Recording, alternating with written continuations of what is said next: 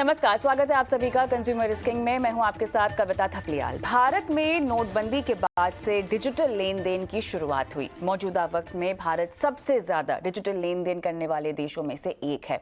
हम आज छोटी से छोटी पेमेंट भी यूपीआई के जरिए कर रही हैं, यानी ऑनलाइन पेमेंट। और इसी ऑनलाइन पेमेंट का एक और जरिया साल 2017 के बाद से दुनिया भर में चलन में आया, जिसे हम क्रिप्टो करेंसी के नाम से जानते हैं। क्रिप्टो के जरिए न सिर्फ लेन देन हो रहा है, बल्कि ये निवेश का भी एक बेहतरीन विकल्प माना जाने लगा है। और भारत समेत दुनिया भर के निवेशकों ने क्रिप्टो में बड़ा निवेश किया है। लेकिन इसी के साथ साथ क्रिप्टो एक्सचेंजेस में बड़ी गड़बड़ियां भी सामने आई हैं। आज हम अपने शो में इसी क्रिप्टो करेंसी पर विस्तार से बात करेंगे। तो क्या है वो सवाल जो इस शो के जरिए हम खड़े करने की कोशिश कर रहे हैं? क्या क्रिप्टो करेंसी दुनिया के लिए मुसीबत बनती जा रही है, या फिर ये कल के निवेश का भविष्य है? क्या क्रिप्टो करेंसी दुनिया के सामने एक पैरेलल करेंसी का ऑप्शन है? क्या क्रिप्टो करेंसी को नॉर्मल करेंसी की तरह मान्यता दे देनी चाहिए? और भारत में क्रिप्टो करेंसी का भविष्य क्या है? चलिए, इसी मुद्दे पर आज हम विस्तार से इस पूरे शो में बात करेंगे। और हमारे साथ खास मेहमान भी जुड़ गए हैं। हमारे साथ बुधिल व्यास क्रिप्टो एक्सपर्ट हैं, मनप्रीत कोहली को फाउंडर साइतमा एलएलसी, उत्कर्ष सिन्हा मैनेजिंग डायरेक्टर पेक्सली एडवाइजर हमारे साथ जुड़ गए हैं। आप सभी का स्वागत है हमारी इस बेहद खास पेशकश में। और बहुत ज़रूरी है कि दर्शकों को ये समझाया जाए, क्योंकि जिन बड़े मुद्दों की हम बात कर रहे हैं, जिन बड़े सवालों की हम बात कर रहे हैं, वो बहुत आम सवाल है। और हर कोई इंसान जिसने पैसे लगाए हैं क्रिप्टो में या जिसने नहीं लगाए हैं, जो सिर्फ खबरें पढ़ रहा है, उसके जहन में भी ये सारे सवाल आएंगे। लेकिन उत्कर्ष, मैं चाहती हूँ कि हम एक बुनियादी ढांचा इस शो का खड़ा करें। और वो ढांचा ये है कि क्या लोगों में अब क्रिप्टो करेंसी को लेकर जो भरोसा है, जो विश्वास है, वो खत्म होता हुआ दिखाई दे रहा है, वो कम होता हुआ दिखाई दे रहा है? जिस भी तरह की गड़बड़ियां सामने आई हैं भारत में, विदेशों में, कहीं ना कहीं एक असमंजस की स्थिति है। क्या वक्त आ गया है कि पूरा क्रिप्टो करेंसी का जो बाजार है, जो मार्केट है, वो कहीं ना कहीं इस भरोसे को पहले वापस लेकर आए, उसके बाद बात की जाए? कविता जी, एंड बहुत बहुत शुक्रिया आपका कि आपने मुझे शो में बुलाया।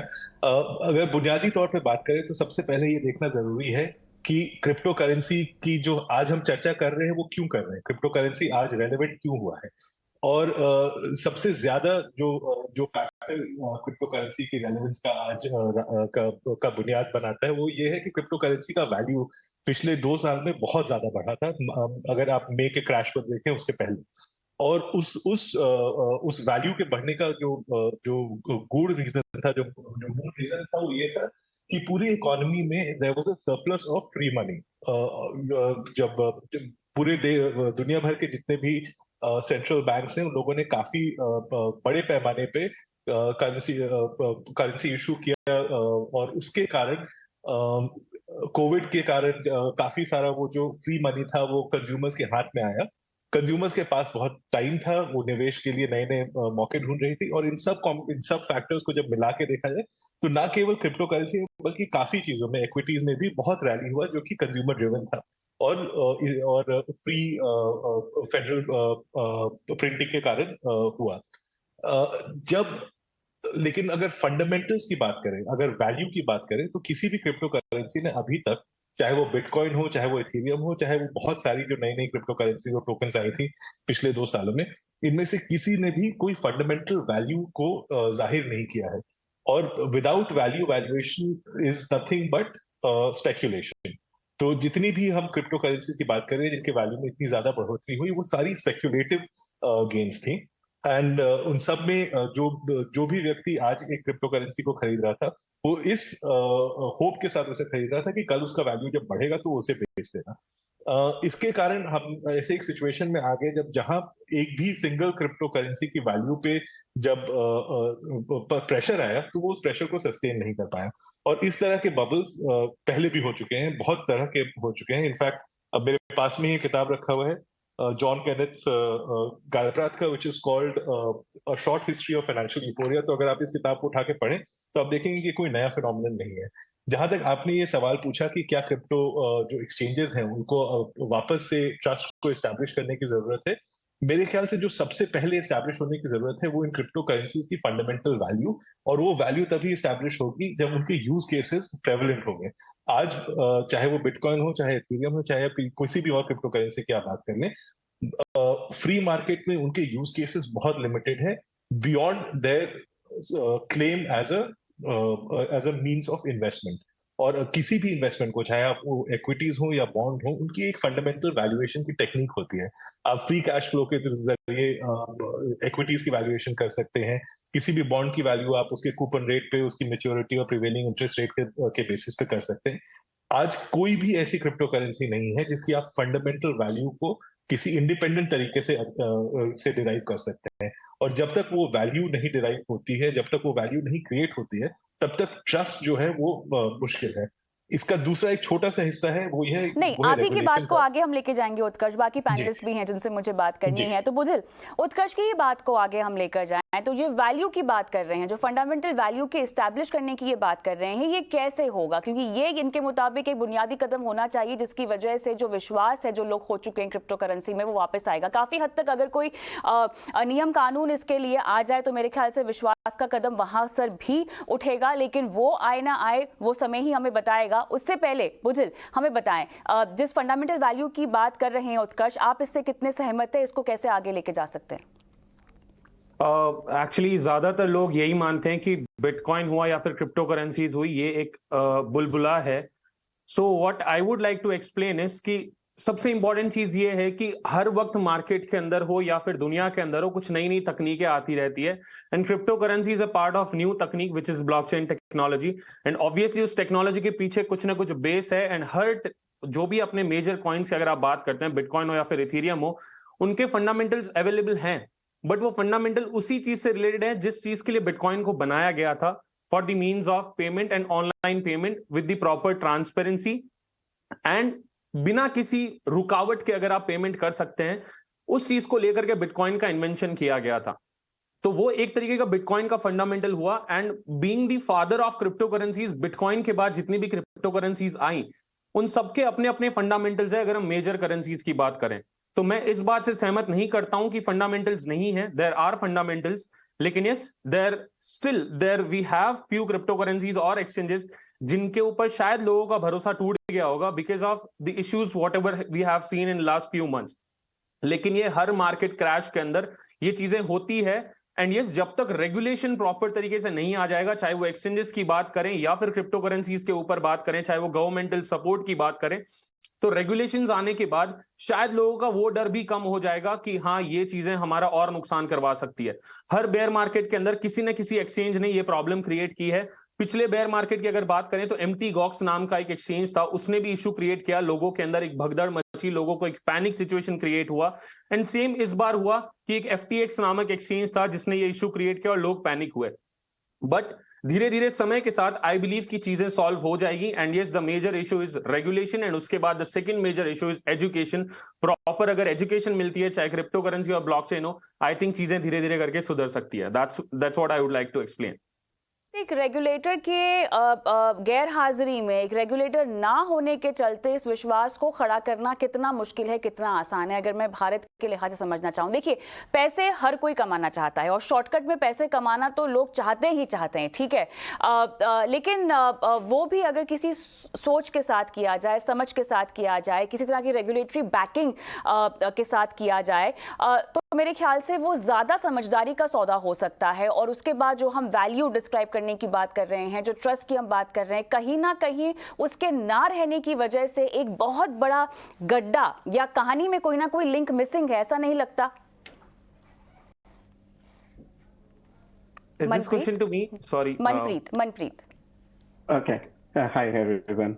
Okay, I totally agree with crypto जो है अभी नेगेटिविटी है तो सारे नेगेटिव बात कर रहे हैं। जो अभी बात कर रहे हैं ब्लॉकचेन यूज केस सब कुछ, everything have to be under education. ये एक तरह से बिजनेस है, ये वो नहीं है गैम्बल आपने पैसा डाला, कॉइन घूमा, आया नहीं आया। मेजॉरिटी अभी क्या होता है, सारे के सारे जो हमारे इन्वेस्टर है, they want to be rich with in a day. It doesn't work like this. और अभी रिजर्व, प्रूफ ऑफ रिजर्व की बात होती है। जो सारी सेंट्रलाइज्ड एक्सचेंज है जिसने भी उसमें अकाउंट खोला है उन्होंने चेक किया कि उसमें प्रूफ ऑफ रिजर्व है। मुझे अभी भी याद है 3 महीने पहले इन्होंने किया था सीजी ने बाइनेंस के कि let's show proof of reserve, क्योंकि देयर वाज अ सिग्नल कि काफी एक्सचेंज अभी करेगी बैंकरप्सी। आपने देखा कितना हुआ। अभी भी इंडिया में जो भी एक्सचेंजेस है, कितनी एक्सचेंज ने प्रूफ ऑफ रिजर्व पीओआर दिखाया है। तो regulation is mandatory regardless of anything. ये दोनों साइड में मैं यही बोलूंगा, रेगुलेशन आएगा सब कुछ काम आएगा। और सेकंड, अगर आप चेक करो कि बाय द वे ये हो गया आपका बिटकॉइन हो गया, इथेरियम हो गया, हमारा साइटामा हो गया, 1000 coin. What is the most important right now is a business. और अभी अगर इन्वेस्टर नहीं समझता, what is another important thing in crypto is your wallet your की। आप किसी एक्सचेंज में पैसा रख रहे हो, आप उसमें ट्रेड कर रहे हो, वो एक्सचेंज से अगर आपने ट्रेड किया आप वापस लेके डिसेंट्रलाइज में डालो, क्योंकि वो वॉलेट आपका है। आप सेंट्रलाइज को थोड़ा सा कम करो। ये चीजें काफी एजुकेशन थी।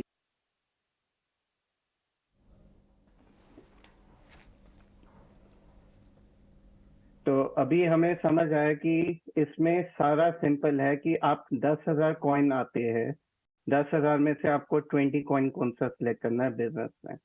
That's called a real use case and that's called a real research and education. तो जैसे आपके चैनल्स है और भी चैनल्स है, क्रिप्टो को आप सारे लेके जाओ आगे, आप एजुकेट करो, रेगुलेशन डालो, उसका क्या सर्कमस्टांसेस होंगे वो बताओ। So definitely will change the ball game of crypto. बिल्कुल, मेरे ख्याल से काफ़ी दूर की कहानी मनप्रीत आपने बताई है। बॉल गेम चेंज करने के लिए बहुत सारे कदम हैं जो उससे पहले उठाने पड़ेंगे, और मेरे ख्याल से इन्वेस्टर एजुकेशन, जिस पर आप तीनों बहुत ज़्यादा तवज्जो दे रहे हैं, वो एक पहला कदम हो सकता है।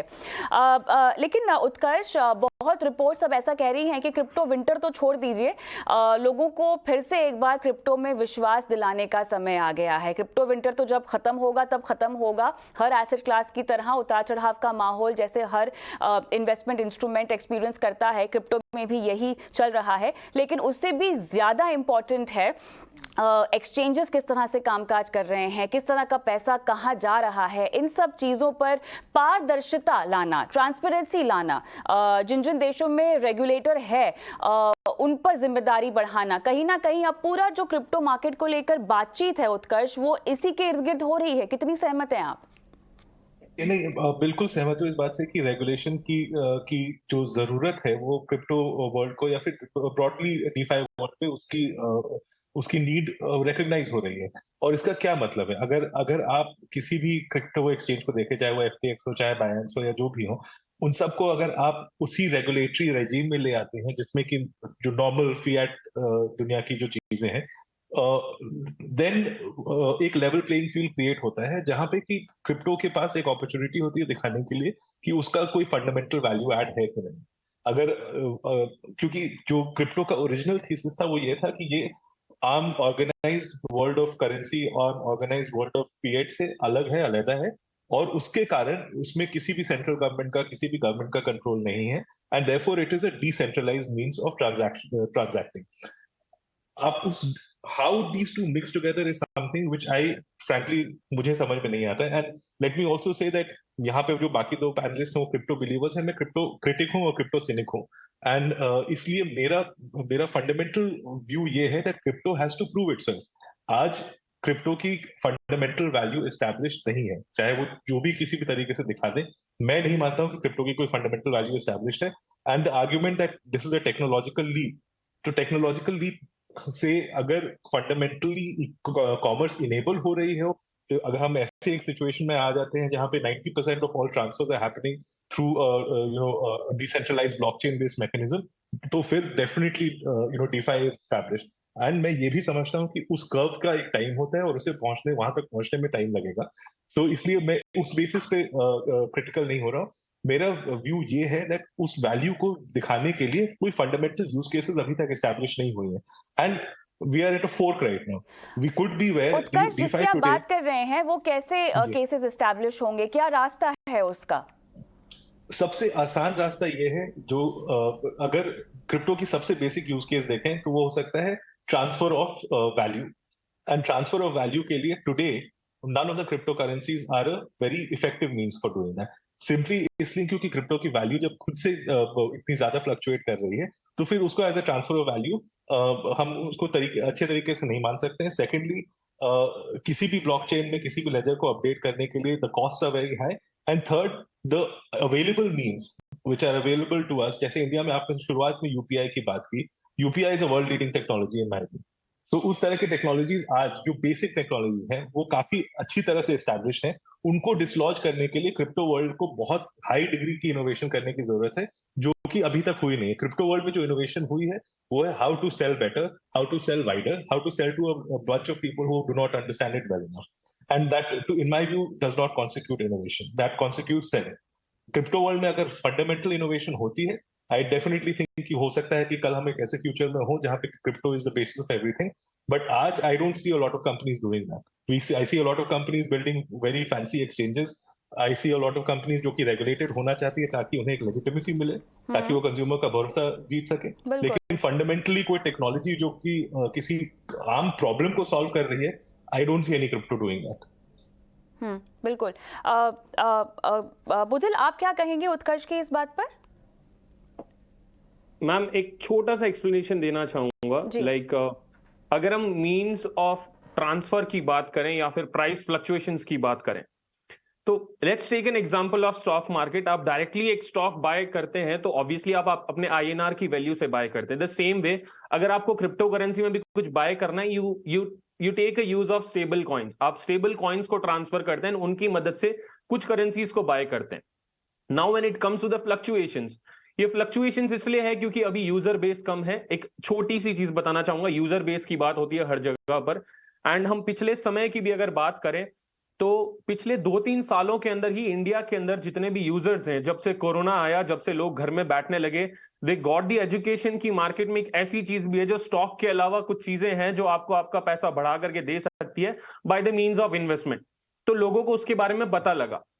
सो now what you have to do is कि आप लोग को वहां पर अपना पैसा इन्वेस्ट करके you will have to wait for some time, ताकि उसके अंदर कुछ चीजें ऐसी हो कि वहां पर रेट्स के अंदर इंक्रीमेंट हो. अब वो चीजें कैसी होगी, that completely depends on the high level investors.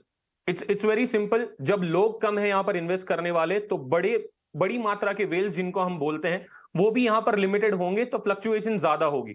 When it will be circulated and when it will be regulated, then बहुत सारे लोगों के हाथ में इसकी एक प्रॉपर कमांड होगी. एंड आई डोंट थिंक कि जब वो प्रॉपर कमांड आ जाएगी रेगुलेशंस के बाद, तो फ्लक्चुएशंस भी उतनी ज्यादा हो पाएंगी क्योंकि चीजें कंट्रोल के अंदर रहेंगी. तो उसके बाद शायद ये मैटर सॉल्व हो सकता है. एंड उसी के लिए द इंपॉर्टेंट थिंग इज कि आप लोग को भरोसा रखना, और वो भरोसे के लिए सबसे इंपॉर्टेंट चीज आती है प्रूफ ऑफ रिजर्व, जो थोड़ी देर पहले सर ने समझाया कि प्रूफ ऑफ रिजर्व वाली जो चीजें अभी शुरू हुई है, that we get a benefit या फिर we get a positive thinking कि हमने जिस जगह पर अपना पैसा निवेश किया है, क्या वो हमारे लिए सेफ है कि नहीं, उसका डिसीजन हम लोग प्रूफ ऑफ रिजर्व की मदद से ले सकते हैं. अब प्रूफ ऑफ रिजर्व के बाद सबसे इंपॉर्टेंट चीज जो आ जाती है कि लोगों को उसके ऊपर भरोसा एंड समय देना पड़ेगा. ऐसा नहीं है कि आप एक ही दिन के अंदर अपने पैसे को डबल, या फिर 21 दिन वाला मामला यहां पर नहीं आता है कि 21 दिन में पैसा डबल हो गया. You'll have to wait for that particular thing, जैसा कि हम स्टॉक्स में करते हैं. जैसे जैसे इन्वेस्टर्स बढ़ेंगे, ये चीजें भी धीरे धीरे करके सॉल्व होने लगेंगे एंड फ्लक्चुएशंस भी धीरे धीरे कम होने लगेंगी. That's what I believe. Manpreet मेरे ख्याल से कुछ कहना चाह रहे थे. मनप्रीत? नहीं, 100%. अभी उन्होंने बात किया कि यूज केस कैसे होना चाहिए. यूज केस के बिना तो definitely it's like a gamble. I totally agree with him. But अभी यूज केस उन्होंने ये भी बोला कि जब तक आएगा, मैं आपको थोड़ा सा अपना एग्जांपल देता हूँ. We went to South Sudan last month. उधर साउथ सुडान में the problem, everything is on unofficial money, cash. So there's no cashless. Now with the blockchain, we had the meeting with the president, prime minister, and the governor of the central bank. Everything, we are bringing the blockchain in the country, जहाँ पे आप सारा कुछ blockchain पे centralized wallet से पे करोगे, debit card से पे करोगे, सारा डाटा गवर्नमेंट पे जाएगा.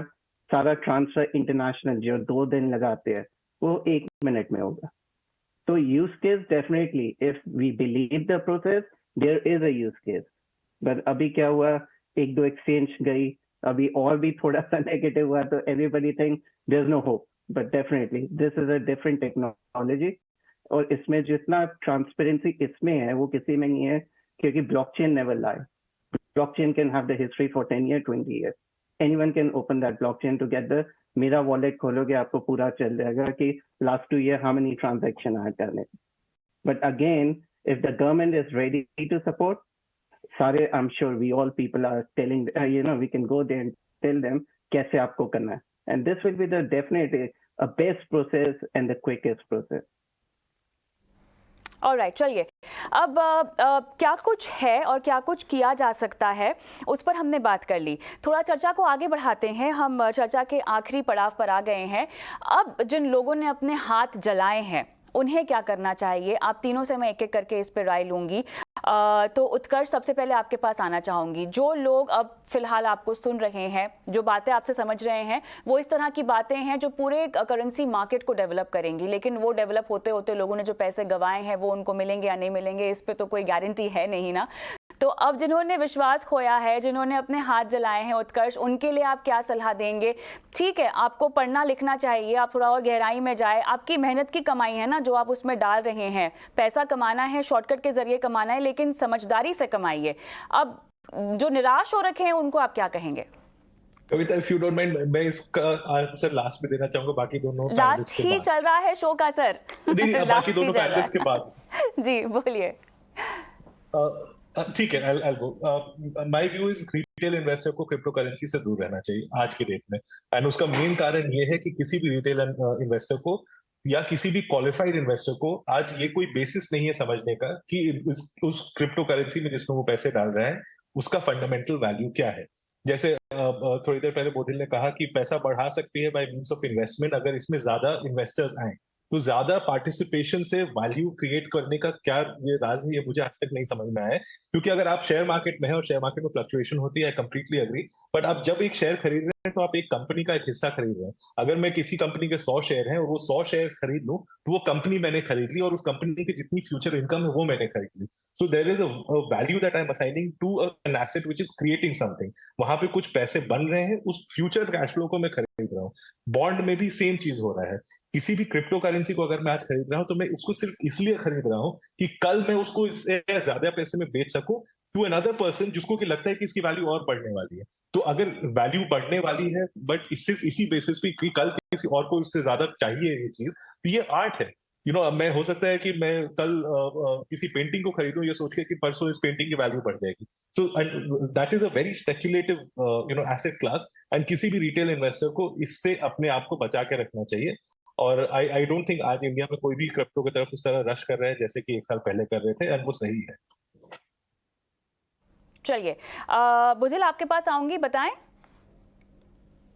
मैम, अभी भी इन्वेस्टर्स हो सकते हैं कि थोड़े से डरे हुए हों, लेकिन हम हमारे चैनल, मेरा चैनल का नाम क्रिप्टो टॉक्स है, यूट्यूब के ऊपर मैं यही एजुकेशन देता हूं लोगों को कि दैट इज फाइन कि आप लोगों ने इन्वेस्ट किया है एंड मार्केट के अंदर उसकी वैल्यू थोड़ी सी डाउन हो गई है. But the major thing what we had talk कि होल्डिंग, अगर आप होल्ड करना जान जाते हैं उस चीज को, ऑब्वियसली किसी भी चीज की प्राइस डाउन जाएगी, तो जैसे ही वो प्राइस डाउन जाती है you just need to wait for some time कि मार्केट की सिचुएशन किस प्रकार की होती है. ऑब्वियसली पूरे ग्लोबल मार्केट से कहीं ना कहीं क्रिप्टो करेंसी के ऊपर प्रभाव पड़ता है. दैट्स द रीजन कि मार्केट के अंदर डाउनफॉल देखने को मिला है.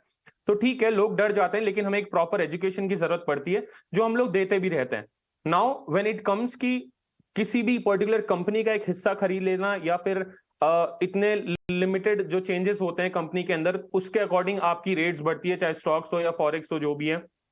सेम चीज अगर हम क्रिप्टो की बात करें तो लिमिटेड नंबर ऑफ कॉइन्स होते हैं and limited number of coins के ऊपर ही आपकी ट्रेड चलती है. Now that point is true कि ठीक है, जिस प्रकार से यूजर्स का वहां पर ध्यान बढ़ेगा, लोगों की वहां पर पॉजिटिविटी बढ़ेगी, लोग इस चीज के ऊपर सोचते हैं कि शायद हमें एक्स्ट्रा पैसा मिल सकता है उससे, कि उससे एक्स्ट्रा भाव के अंदर यानी कि एक्स्ट्रा वैल्यू के अंदर हमसे कोई खरीद लेगा.